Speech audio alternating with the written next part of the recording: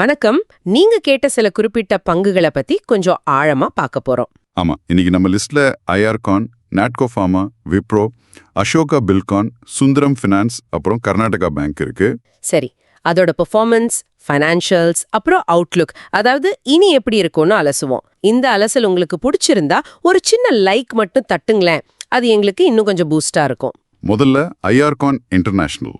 ஐஆர்கான் இது infrastructure company இல்லையா? ஆனா பாருங்க, 1 இயர் ரிட்டர்ன் வந்து நெகட்டிவா இருக்கு, -13.5% கிட்ட. என்ன விஷயம்? ஆமா, அதோட 52 வீக் ஹைல இருந்து பாத்தீங்கன்னா கணிசமா கீழே தான் ட்ரேட் ஆகுது. மார்க்கெட் கேப் இப்போ சுமார் 20,500 கோடி ரூபாய். போன ஃபினான்ஷியல் இயர், அதாவது FY25ல ரெவென்யூ ஒரு 10,760 கோடி ரூபாய், லாபம் 728 கோடி ரூபாய். ஆனா சில விஷயங்கள் கொஞ்சம் யோசிக்க வைக்குது. அதாவது Q4 லாபம் வந்து 65% குறைஞ்சிருக்கு, ரெவென்யூ 10% கம்மி. முக்கியமா அவங்க அதர் இன்கம் மேல ரொம்ப டிபெண்ட் பண்றாங்க. அதர் இன்கம், அதாவது முக்கிய தொழில் இல்லாம வர்ற வருமானம். அதேதான், அது மட்டுமே 431 கோடி. இது வந்து கோர் பிசினஸ் ஹெல்த் பத்தி ஒரு கேள்வி கேக்குது. அப்புறம் டெட்டர்ஸ் டேஸ் ஜாஸ்தியா இருக்கு, சில அபராதங்களும் கட்டியிருக்காங்க. ஓஹோ, ஆனா அரசாங்கத்தோட பங்கு 65.2%, நவரத்னா ஸ்டேட்டஸ், இதெல்லாம் பாசிட்டிவ் தானே?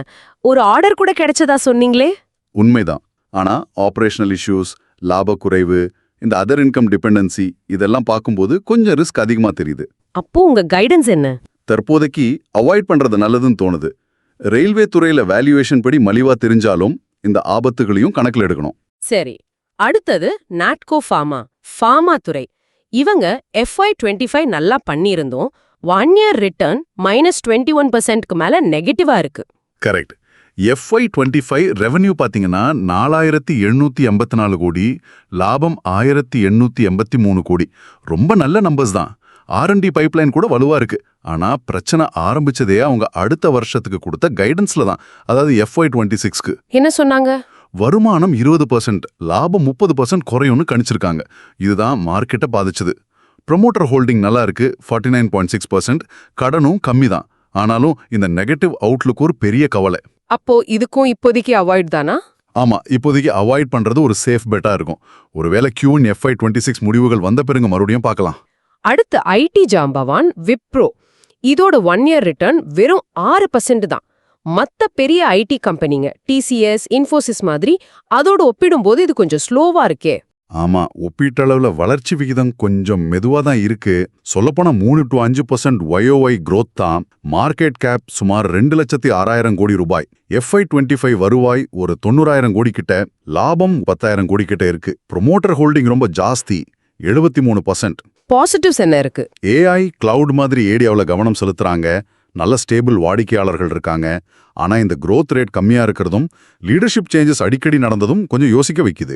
வேல்யூவேஷன் பத்தி என்ன நினைக்கிறீங்க? P22-25 ரேஞ்ச்ல இருக்கு. இந்த வளர்ச்சிக்கு இந்த வேல்யூவேஷன் கொஞ்சம் அதிகமா தெரியுது. அதனால growth முதலீட்டாளர்களுக்கு இது இப்போதைக்கு சரி வராது, அவாய்ட் பண்ணலாம். அப்ப யாருக்கு இது சரியா இருக்கும்? ஒருவேளை நிலையான டிவிடெண்ட் எதிர்பார்க்கிற கன்சர்வேட்டிவ் முதலீட்டாளர்கள் யோசிக்கலாம். ஆனா புதுசா பெரிய டீல்ஸ் கிடைக்குதான்னு பார்த்துட்டே இருக்கணும். புரியுது. சரி, மறுபடியும் இன்ஃப்ராஸ்ட்ரக்சர் பக்கம் போலாம். அசோகா பில்ட்கான், இதுக்கும் 1 இயர் ரிட்டர்ன் ரொம்ப சுமார் தான், 2% தான். ஆனா ஃபினான்ஷியல்ஸ்ல ஏதோ இன்ட்ரெஸ்டிங்கா இருக்கே. ஆமா, ரொம்பவே இன்ட்ரெஸ்டிங். FY25 வருவாய் 10,016 கோடி. இது முந்தின வருஷத்தை விட 2.43% தான் அதிகம். ஆனா நிகர லாபம் பாருங்க, 1,694 கோடி, கிட்டத்தட்ட 237% உயர்வு. அடேங்கப்பா, இது எப்படி? இது வந்து சில பெரிய ப்ராஜெக்ட முடிச்சதுனால வந்த ஒரு பெரிய லாபமா இருக்கலாம். அதனால இது சஸ்டெயினபிளா, அதாவது தொடருமான்னு சொல்ல முடியாது. ஆனா அவங்க ஆர்டர் புக் ரொம்ப ஸ்ட்ராங்கா இருக்கு. 16,500 கோடிக்கு ஆர்டர்கள் கையில இருக்கு. NHAI, MMRDA மாதிரி பெரிய clients. Debt to equity ratio கூட பரவாயில்ல, 0.98க்கு வந்திருக்கு. Promoter holding 54.48%. அப்போ வேல்யூவேஷன் படி இது நல்லா இருக்கா? P10-12ன்னு சொல்றாங்களே. வேல்யூவேஷன் கவர்ச்சிகரமா தெரியுது, ஆனா ரிஸ்க் இல்லாம இல்ல. லாபம் நிலையற்றதா இருக்கலாம், கடன் வட்டி செலவு, எக்ஸிகியூஷன் ரிஸ்க் இதெல்லாம் இருக்கு. இருந்தாலும் வலுவான ஆர்டர் புக், இன்ஃப்ராஸ்ட்ரக்சர் ஃபோக்கஸ், இந்த வேல்யூவேஷன் எல்லாம் பார்க்கும்போது கொஞ்சம் ரிஸ்க் எடுக்க தயாரா இருக்கிறவங்களுக்கு இது ஒரு குட் வாய்ப்பா தெரியுது. ஆனா எக்ஸிகியூஷனை க்ளோஸா வாட்ச் பண்ணணும். சரி, அடுத்து சுந்தரம் ஃபைனான்ஸ், ஒரு NBFC. இவங்களோட 1 இயர் ரிட்டர்ன் சுமார் 11%, ரொம்ப ஸ்டேபிளா இருக்கு இல்லையா? ஆமா, மார்க்கெட் கேப் 50,000 கோடி கிட்ட. FY25 வருவாய் 7000 கோடி, லாபம் 1400 கோடி. AUM, அதாவது அவங்க நிர்வகிக்கிற சொத்து மதிப்பு 45,000 கோடி. இவங்களோட பிளஸ் பாயிண்ட்ஸ்? NPA ரொம்ப கம்மி, ரொம்ப கன்சர்வேட்டிவ் அப்ரோச், இதெல்லாம் பாசிட்டிவ். ஆனா வட்டி வீத மாற்றங்கள், போட்டி, இதெல்லாம் சேலஞ்சஸ். வேல்யூவேஷன் PE 25-30 கொஞ்சம் பிரீமியம் தான், அது அவங்க குவாலிட்டிக்காக. ப்ரமோட்டர் ஹோல்டிங் சுமார் 38%. அப்போ இதுல அவுட்லுக் எப்படி? நிலையான நீண்டகால முதலீட்டுக்கு ஒரு நல்ல NBFC குட்னு சொல்லலாம். இன்ட்ரெஸ்ட் ரேட் மூவ்மெண்ட்ஸை மட்டும் கொஞ்சம் கவனிக்கணும். ஓகே, கடைசியா Karnataka bank, private sector bank, இதுக்கும் 1 இயர் ரிட்டர்ன் நெகட்டிவ் தானா? -7-8%. ஆமா, பெரிய வங்கிகளோட ஒப்பிடும்போது பர்ஃபார்மன்ஸ் கொஞ்சம் கம்மி தான். மார்க்கெட் கேப் சுமார் 8,000 கோடி, FY25 வருவாய் 9,000 கோடி, லாபம் 1,300 கோடி. இவங்களோட பலவீனம் என்ன? பலம்னா அவங்க ரீஜனல் ஸ்ட்ரெங்க், தென்னிந்தியாவில் நல்லா இருக்காங்க. ஆனா NPAs, அதாவது வாராக்கடன்கள் கொஞ்சம் அதிகமா இருக்கு. கிராஸ் NPA சுமார் 3-4%, அது ஒரு கவலை. தேசிய அளவில் பிரசன்ஸ் கம்மி. ப்ரொமோட்டர் ஹோல்டிங் இல்ல, நிறுவனங்கள் கிட்ட ஒரு 20% இருக்கு. ஆனா வேல்யூவேஷன் மலிவா இருக்கே, PB 1க்கு கீழே, PE 6-8 ரேஞ்ச்ல. ஆமா, வேல்யூவேஷன் படி மலிவா தெரியுது. அதனால வேல்யூ முதலீட்டாளர்கள், அதாவது குறைவான மதிப்புல பங்குகளை தேடுறவங்க இதை ஒரு குட் வாய்ப்பா பார்க்கலாம். ஆனா NPA ட்ரெண்டை ரொம்ப கவனமா பார்க்கணும். அது குறைஞ்சா நல்லா இருக்கும். ரொம்ப விளக்கமா சொன்னீங்க. அப்போ சுருக்கமா சொல்லணும்னா, நாம பார்த்த 6 பங்குகள்ல IRCON, NATCO, விப்ரோ இது மூணுலயும் இப்போதைக்கு சில சிக்கல்கள் இருக்கிறதால அவாய்ட் பண்ணலாம்னு தோணுது.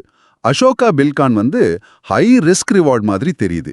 சுந்தரம் ஃபினான்ஸ் ஒரு ஸ்டேபிள் NBFC, கர்நாடகா பேங்க் ஒரு வேல்யூ பிக்காக இருக்கலாம். ஆனா ஒவ்வொன்றிலையும் அதுக்குரிய ரிஸ்க கவனிக்கணும். எக்ஸிகியூஷன், வட்டி விகிதம், NPA மாதிரி விஷயங்களை. கரெக்ட். இப்போதைய சூழல்ல இன்ஃப்ராஸ்ட்ரக்சர் NBFC கொஞ்சம் பரவாயில்ல. ஃபார்மா, ITல சில சவால்கள் இருக்கு.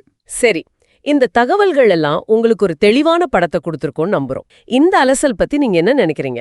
முக்கியமா ஒரு விஷயம், இந்த பகுப்பாய்வை இப்போ கிடைச்சிருக்கிற டேட்டாவை அடிப்படையா வச்சது. மார்க்கெட் நிலவரம் வேகமா மாறலாம். அதனால நீங்க முதலீடு பண்றதுக்கு முன்னாடி உங்க சொந்த ஆராய்ச்சியும் பண்ணுங்க. நன்றி. அடுத்த அலசல்ல சந்திப்போம்.